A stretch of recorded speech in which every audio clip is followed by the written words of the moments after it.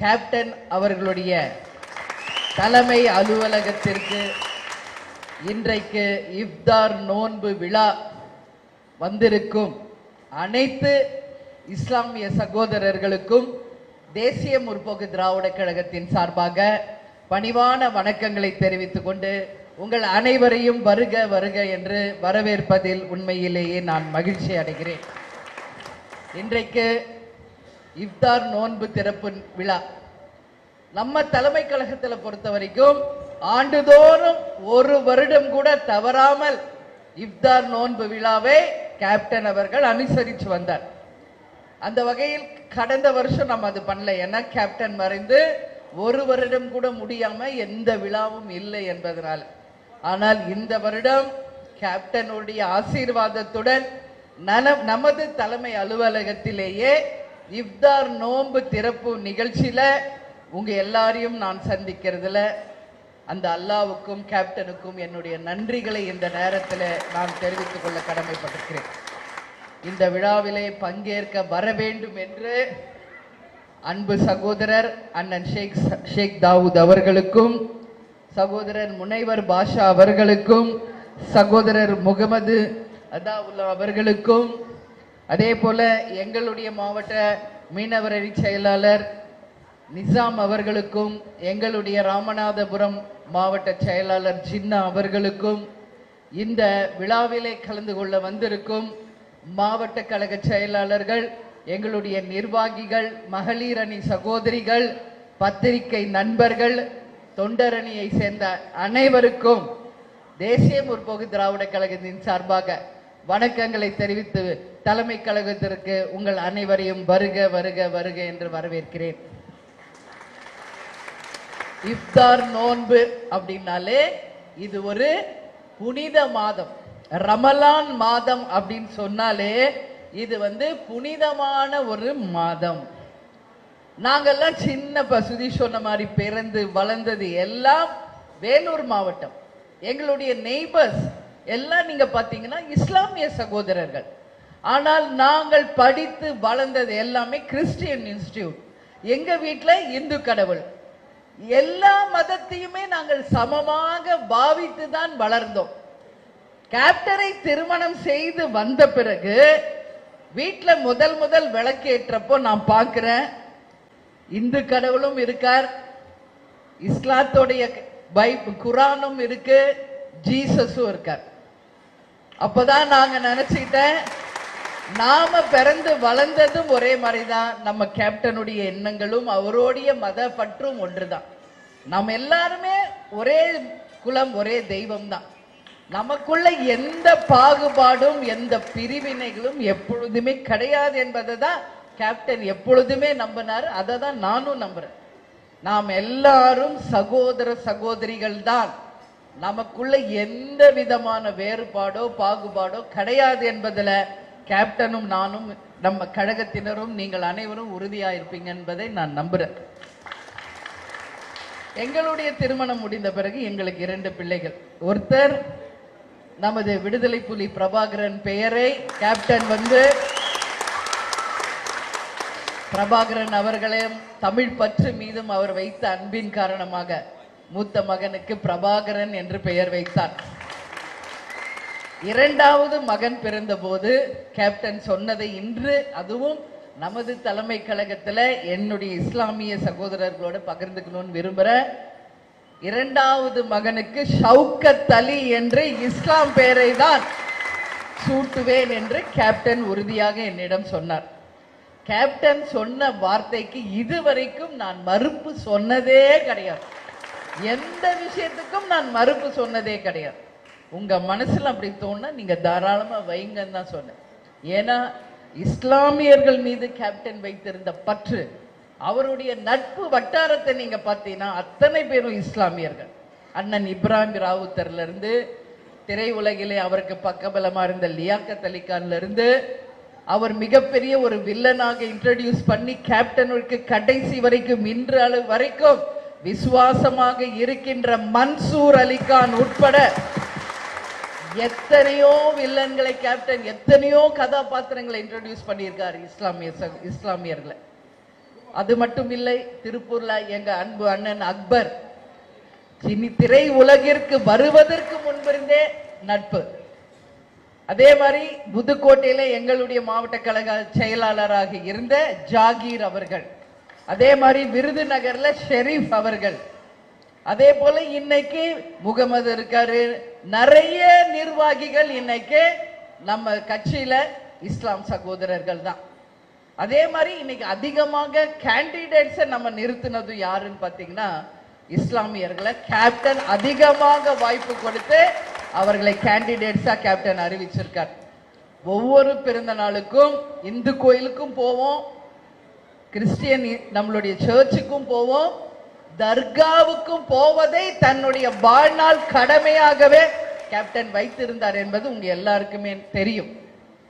இந்த ரம்ஜான் நோன்பு அப்படின்றது மிக மிக ஒரு புனித மாதம், ரமலான் மாதம்.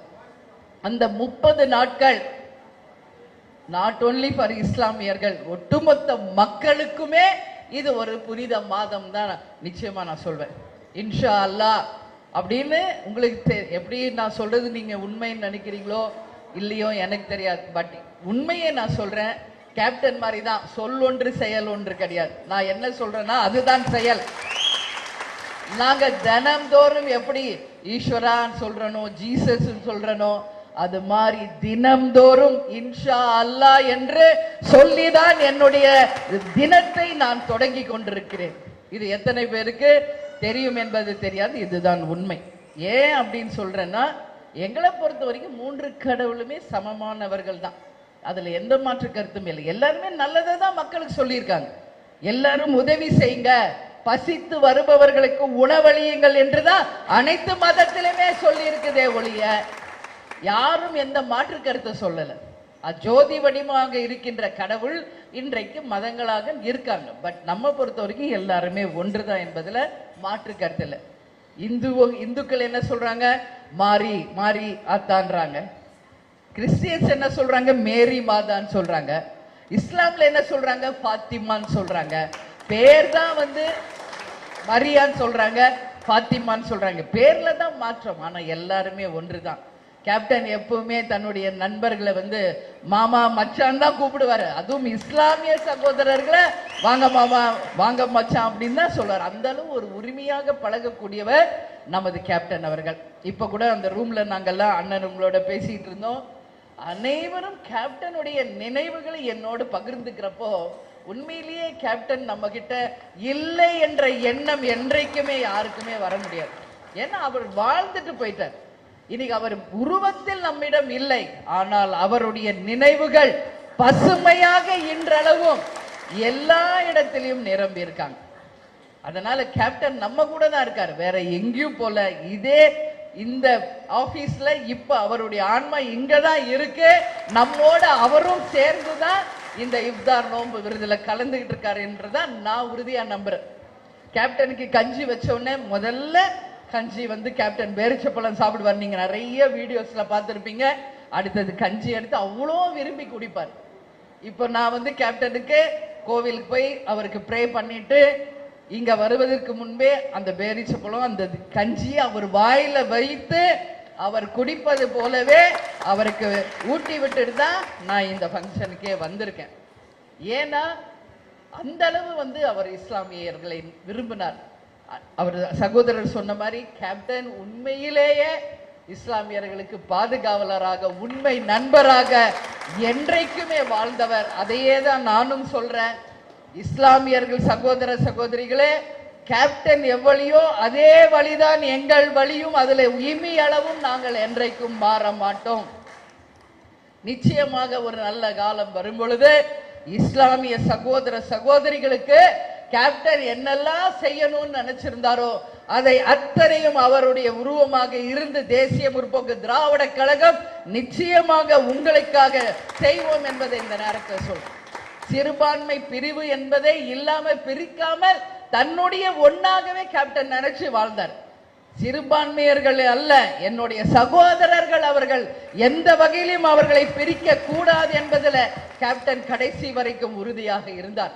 அவர் மறைவன்னைக்கு வந்து அவருக்கு அஞ்சலி செலுத்தி அந்த துக்கத்துல கலந்துகிட்ட அத்தனை இஸ்லாமிய சகோதரர்களுக்குமே இந்த நாள்ல நான் நன்றி சொல்ல கடமைப்பட்டிருக்கேன். சென்னையில மட்டும் கிடையாது, தமிழகம் முழுவதும் உலகம் முழுவதும் இருக்கின்ற அனைத்து இஸ்லாமியர்களும் தங்கள் வீட்டில் ஒரு சோக நிகழ்வு நடந்தது போல அன்றைக்கு முழுக்க உணவருந்தாம கேப்டனுக்காக துவா செய்து அத்தனை பேருமே கேப்டனுக்காக அஞ்சலி செலுத்தினது எனக்கு தெரியும். அதனால நான் சொல்றேன், எல்லாருக்கும் இந்த நேரத்தில் என் நன்றிகளை நான் தெரிவித்துக் கொள்கிறேன். அதே மாதிரி இனி வரும் காலங்களும் நிச்சயமாக இன்னும் மிக சிறப்பான அளவுல தான் ஒவ்வொரு ஆண்டும் நமது இஃப்தார் நோன்பு விருது கடைபிடிக்கப்படும். அதுல எந்த மாற்று கருத்தும் இல்லை என்பதையும் இந்த நேரத்திலே உங்களுக்கு சொல்லி, என் கூட எல்லா குழந்தைங்க வந்தாங்க கேப்டனுடைய கோயிலுக்கு. வருங்கால எதிர்காலம் நமது அன்பு சகோதரர்கள் அவர்கள் வாழ்க்கை மிக சிறப்பாக அமைய வேண்டும் என்றும் இந்த நல்ல நாள்ல அவர்களுக்காக நான் பேசி இப்ப எல்லாரையும் நான் கேப்டன் கோவிலுக்கு வர சொல்லியிருக்கேன். நாங்க அனைவரும் சேர்ந்து கேப்டனுக்காக அங்க துவா செய்ய போகிறோம். நீங்களும் கேப்டனுக்கு துவா செய்ய வேண்டும் என்று கேட்டுக்கொண்டு 31ஆம் தேதி ரம்ஜான், அந்த ரம்ஜானுக்கு முன்கூட்டியே இப்பொழுதே ரம்ஜான் வாழ்த்துக்களை நான் தெரிவித்துக் கொள்ள பெருமையோட கடமைப்பட்டிருக்கிறேன். இந்த ஒரு மாத காலத்துல கடைசி 10 நாள் தான் மிக மிக முக்கியமான நாள் என்பது ரமலான் நோன்பு இருக்கிறவங்களுக்கு இஸ்லாமியர்களுக்கு தெரியும். நான் நிறைய குர்ஆன் படிச்சிருக்கேன், நிறைய அந்த வரலாறு எல்லாம் நான் கத்துக்கிட்டு இருக்கேன். அப்போ இந்த கடைசி 10 நாள் ஏன் இன்னைக்கு நம்ம வைக்கிறோம்? நம்ம நினைச்சிருந்தா ஃபர்ஸ்ட் வீக்கே வச்சிருக்கலாம்ல. ஆனா நரகங்கள் மூடப்பட்டு சொர்க்கங்கள் திறப்பது இந்த 10 நாட்களில. ஒட்டுமொத்த நல்லவர்களுக்கு அந்த அல்லாஹ்வின் அருள் கிடைக்கிறது இந்த கடைசி 10 நாள். அப்படின்றதுனாலதான் இன்னைக்கு அந்த புனித ரமலான் நோன்பை இன்னைக்கு நம்ம கழகத்துல வச்சிருக்கோம். எனவே நரகங்கள் மூடப்பட வேண்டும், சொர்க்கங்கள் வளர வேண்டும், அத்தனை நல்லவர்களும் நல்லபடியாக வாழ வேண்டும், அனைவரும் சொர்க்கத்துல நல்லபடியாக இறைவன் அருளை பெற வேண்டும் என்பதுதான் இந்த ரமலானுடைய விஷயம். யாரும் தவறு செய்யக்கூடாது. இந்த ஒரு மாத காலம் நம்மால் முடிந்த நல்லதை செய்ய வேண்டும் என்பதை தான் நபிகள் நாயகம் அவர்கள் நமக்கு சொல்லி கொடுத்துட்டு போயிருக்காரு. எனவே இந்த நல்ல நாளில் உங்கள் அனைவரையும் சந்தித்ததில் உண்மையில் மகிழ்ச்சி அடைகிறேன். எல்லாருக்கும் ஈத் முபாரக் என்று சொல்லி இன்ஷா அல்லாஹ் என்று கூறி உங்க அனைவருக்கும் நான் கேப்டன் எப்பொழுதும் சொல்வது போல தமிழன் என்று சொல்லடா, தலை நிமிர்ந்து நில்லடா என்று கூறி இந்த விழாவிலே கலந்து கொண்ட அனைவருக்கும் நன்றிகளை கூறி விடைபெறுகிறேன். நன்றி, வணக்கம்.